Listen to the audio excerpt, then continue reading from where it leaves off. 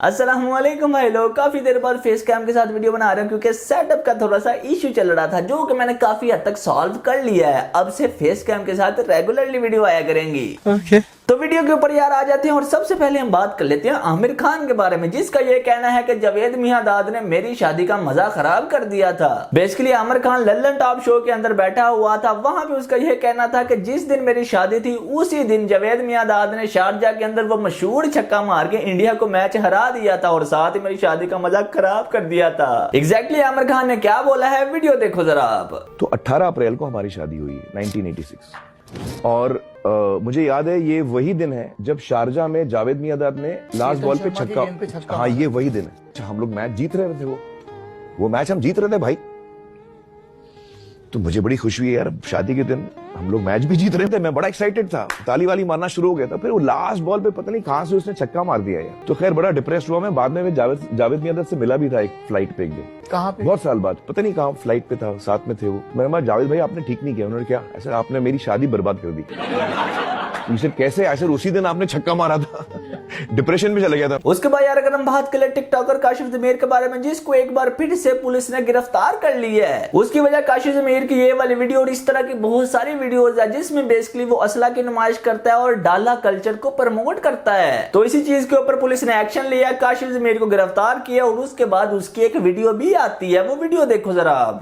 कुछ दिन पहले सोशल मीडिया ਤੇ ਮੇਰੀ ਵੀਡੀਓ ਵਾਇਰਲ ਹੋਈ ਸੀ ਜਿਹਦੇ ਵਿੱਚ ਮੈਂ ਆਪਣਾ ਬਹੁਤ ਮਾਜ਼ਰਤ ਚਾਹਨਾ, ਮੈਂ ਮਾਫੀ ਚਾਹਨਾ ਕਿ ਮੈਂ ਡਾਲਾ ਕਲਚਰ ਨੂੰ ਤੇ ਵੈਪਨ ਨੂੰ ਦਿਖਾਇਆ ਜਿਹੜਾ ਸੜਕਾਂ ਤੇ ਲੋਕ ਜਿਹੜਾ ਬਹੁਤ ਪਰੇਸ਼ਾਨ ਹੋਏ, ਲੋਕਾਂ 'ਚ ਖੌਫ ਰਾਸ ਫੈਲਿਆ ਤੇ ਮੈਂ ਉਹਦੀ ਮਾਫੀ ਚਾਹਨਾ ਤੇ ਮੇਰੇ ਪਿਓ ਦੀ ਤੋਬਾ, ਆਇੰਦਾ ਤੋਂ ਬਾਅਦ ਮੇਰੇ ਖਾਨਦਾਨ ਦੀ ਤੋਬਾ, ਮੈਂ ਆਇੰਦਾ ਤੋਂ ਕਿਸੇ ਵੀ ਡਾਲਾ ਕਲਚਰ ਨੂੰ ਜਾਂ ਵੈਪਨ ਕਲਚਰ ਨੂੰ ਪ੍ਰਮੋਟ नहीं करूंगा ਤੇ मैं लिहाजा ਇਹਦੀ माफी मांगता। उसके बाद यार इंडिया से एक बहुत ही फनी न्यूज सामने आ रही है जिसमें बेसिकली एक आदमी का नाम था दुत्ता, लेकिन एक सरकारी अफसर ने उसके कागजे के ऊपर दुत्ता का डी हटा के लगा दिया और उसका नाम बन गया कुत्ता। अब वो बंदा उस सरकारी अफसर से अपना नाम ठीक कराने पहुंचा और उसने वहां पे क्या हरकत की है, ये वीडियो देखो जरा आप।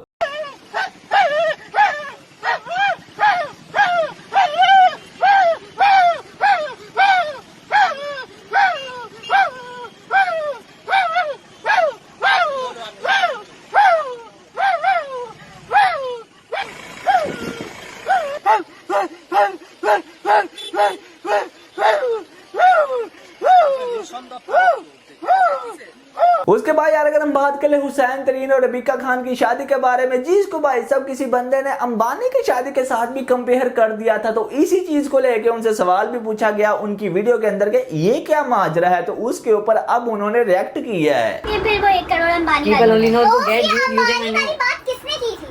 ये ना पहले मंगनी के टाइम पे थोड़ी सी ऐसे हुई थी, उस वक्त अंबानी और मतलब मंगनी चली तो उस वक्त वाला ये सीन हुआ था और उसी वक्त होकर खत्म हो गया। अंबानी ऐसे करके यूं जाता भी है ना तब भी पैसे गिरते हैं गाइस। क्या बोला तूने? जाहिर सी बात है कि अंबानी का लेवल बहुत ऊपर है। वो अपने बेटे की शादी में जो है वो ओवरऑल बड़े से बड़ा स्टार, बड़े से बड़ा सेलिब्रिटी उसकी जगह पे आए हुए थे। फर्क है ना, लेकिन इंशाल्लाह अंबानी की वैसे कोई बात की नहीं थी, लेकिन हाँ ये है कि हमारे इवेंट्स अभी तक अल्हम्दुलिल्लाह बहुत ग्रैंड हुए हैं, बहुत अच्छे हुए हैं। लोगों ने बहुत प्यार दिखाया, जितने लोग आए उनको बहुत अच्छा लगा है और हम लोगों ने हमेशा कुछ यूनिक करने की ट्राई की है और हमेशा अल्हम्दुलिल्लाह रिजल्ट भी हमें बहुत अच्छे हैं। और पैसों से कुछ नहीं होता, इंसान के अंदर मोहब्बत होनी चाहिए। एग्जैक्टली। उसके बाद यार अगर हम बात करें मान डोगर के बारे में, जो कि एक मॉर्निंग शो के अंदर गया हुआ था, वहां पे उससे उसकी टिकटॉक अर्निंग के बारे में सवाल पूछा गया, तो उसका ये कहना था कि मैं टिकटॉक से 20 मिलियन यानी कि 2 करोड़ रुपया कमा सकता हूँ महीने का। मैं रेगुलर नहीं आता, वो लोग रेगुलर आते हैं, मैं एंटरटेनमेंट के लिए आता हूँ। जितने टिकटॉक लाइव पे हैं मेरे दोस्त हैं, आपके होस्ट पे, आपके शो में भी आए हुए हैं, उनसे पूछ ले, मैं हफ्ते में 2-3 बार आता हूँ, जब बोर हो तो ऑन कर ली बस। कितने पैसे टिकटॉक से कमा लेते हैं? अगर मैं रेगुलर बैठूं तो मैं तकरीबन 20 मिलियन इजी अर्न कर सकता हूँ। 20 million a month? Per month. पर मेरे पास इतना टाइम नहीं होता क्योंकि सारा दिन व्लॉग के भी थके होते हैं और मैं अपना ट्रेडिंग का काम करता हूँ, क्रिप्टो वगैरह का भी वो साइड बिजनेस है, थोड़ा सा उसमें इन्वेस्ट किया है, तो फिर उस पर भी फोकस करना होता है। तो फिर जब कभी बोर हो फिर लाइव आ जाते हैं, शुगर लगता है। मान डोगर के इस 20 मिलियन कमाने वाली बात के ऊपर आपका क्या रिएक्शन है, कमेंट सेक्शन के अंदर हमने लाजमी बताना है क्योंकि मेजॉरिटी ऑफ द ऑडियंस ने मान डोगर का बहुत ही ज्यादा मजाक उड़ाया है। उसके बाद यार अगर हम बात करें एक ट्रैवल व्लॉगर के बारे में जिसने पाकिस्तान और इंडिया का कंपैरिजन किया और इंडिया का मजाक उड़ाया कि देखो पाकिस्तान के अंदर पहाड़ों के ऊपर भी इतनी ज्यादा बुलंदी के ऊपर भी डस्टबिन मौजूद है, लेकिन आपके यहाँ हर तरफ कचरा ही कचरा होता है। Pakistan is so much better than India. Even at 3,900 meters in the air in the mountains, they have bins. they have bins. Where are your bins, India? Pakistan has them in the mountains. No trash. Wow. उसके बाद यार अगर हम बात करें Indian cricketer Rishabh Pant के बारे में, तो ऋषभ पंत के ठरकी मूवमेंट को यानी कि एम्बैरेसिंग मूवमेंट को एक बंदे ने बहुत ही ब्यूटीफुल तरीके से कैप्चर कर लिया है। बेसिकली ऋषभ पंत इंस्टाग्राम के ऊपर बहुत ही लंबे अरसे से एक लड़की की तस्वीरें मुसलसल लाइक कर रहा था, लेकिन रियलिटी में वो लड़की एग्जिस्ट ही नहीं करती, बल्कि वो तस्वीरें एआई जनरेटेड है और वो वाला अकाउंट भी एआई इन्फ्लुएंसर है और बाकायदा उसकी बायो के अंदर लिखा भी हुआ है। इसके ऊपर भाई साहब अवाम ने उसको ट्रोल करना शुरू कर दिया कि Rishabh Pant this is an AI account brother, इसको इतना सीरियसली ना लो। उसके बाद यार अगर हम बात करें रिलीजियस स्पीकर अमीर हमजा के बारे में, तो उसने भाई साहब एक वीडियो बना के इस बात को एक्सप्लेन किया है कि बेसिकली मुहर्रम के अंदर जो मातम किया जाता है, ये मातम का कॉन्सेप्ट हिंदुओं का कॉन्सेप्ट है। इस्लाम के अंदर मातम का कॉन्सेप्ट कहीं पे एग्जिस्ट नहीं करता, ये हिंदुओं की तरफ से कॉन्सेप्ट आया कि अपने आप को तकलीफ पहुंचाई जाए। मुझे नहीं समझ आती ये जो मातम का कंसेप्ट है, जो अपने आप को मारना पीटना, ये कंसेप्ट आया कहां से? मैंने तो बहुत देखा कुरान हदीस में, अगर आप देखें हमारे रोल मॉडल है नबी करीम सल्लल्लाहु अलैहि वसल्लम, उसके बाद हजरत इब्राहीम अलैहिस्सलाम।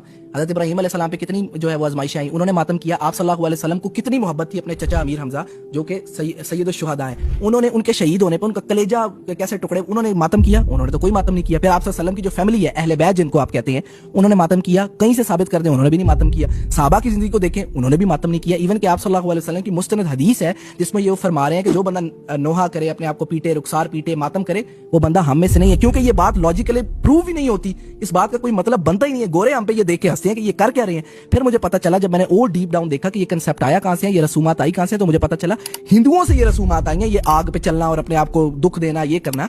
आपको अगर अफसोस है, आप अकीदत रखते हैं हजरत हुसैन रज़ियल्लाहु ताला अन्हु से, हम भी अकीदत रखते हैं। आप 9-10 मुहर्रम का आप सल्लल्लाहु अलैहि वसल्लम हदीस है, रोजा रखें, आप उनके लिए दुआ करें, आप उनके रास्ते पर चलें। आप हजरत इमाम हुसैन रज़ियल्लाहु ताला अन्हु को आप मानते तो हैं, उनकी माने भी तो सही ना। ये होगा कि आपको सही में उनके साथ मोहब्बत है, उनसे अकीदत है। तो ये मातम का कंसेप्ट कहीं दूर दूर तक लॉजिकली कहीं भी प्रूव नहीं होता, ना कुरान में, ना हदीस में, ना किसी और दुनियावी भी किसी किताब में। सिंपल सी बात है, कह दो हमें हुसैन मनाने वालों से, मोमिन कभी शुहदा का मातम नहीं करते, और ये हमने आप सल्लल्लाहु अलैहि वसल्लम से सीखा है। अगर वो मातम करते अपने चचा की वफात पे तो हम भी मातम कर लेते। उन्होंने नहीं किया, उन्होंने मना किया, तो हम भी नहीं करेंगे। सिंपल। उसके बाद यार अगर हम बात करें इंडियन फॉरेन मिनिस्टर जयशंकर के बारे में, तो उसकी एक वीडियो बहुत ज्यादा वायरल हो रही है जिसमें वो इस बात को एडमिट कर रहा है कि 9 मई की रात को इंडिया के ऊपर पाकिस्तान ने बहुत ही बड़ा हमला किया था। In the room when Vice President once spoke to Prime Minister Modi on the night of 9th May, saying that the Pakistanis would launch a very massive assault on India if we did not accept certain things, and Prime Minister was impervious to what the Pakistanis were threatening to do. On the contrary, he said, he indicated that there would be a response from us. This was the night before, and something the Pakistanis did attack us massively that night. India की अगर बात हो रही है तो भाई सब Asia cup का शेड्यूल जारी हो चुका है और इंडिया इस बार का एशिया कप होस्ट करेगा, जो कि बेसिकली हाइब्रिड मॉडल में ही खेला जाएगा, क्योंकि इस बात के ऊपर दोनों मुल्क एग्री हुए थे कि पाकिस्तान इंडिया में जाके नहीं खेलेगा और इंडिया पाकिस्तान में आके नहीं खेलेगा। तो यहाँ तो फिर ये एशिया कप हाइब्रिड मॉडल में खेला जाएगा या फिर भाई सब मुकम्मल तौर पर दुबई में खेला जाएगा। खैर ये मेरे ख्याल से ठीक हो गया। वीडियो का कौन सा पार्ट आपको सबसे ज्यादा इंटरेस्टिंग लगा है कमेंट सेक्शन के अंदर आपने लाजमी बताना है। अभी अगर आपको वीडियो पसंद आया तो आपको बताइए लाइक लाजमी कर देना, शेयर भी कर देना, लगे आज चैनल को सोना बड़ा सब्सक्राइब लाजमी कर लेना। हमने चला मिलते हैं आपसे अगली वीडियो में, तब तक के लिए अल्लाह हाफिज।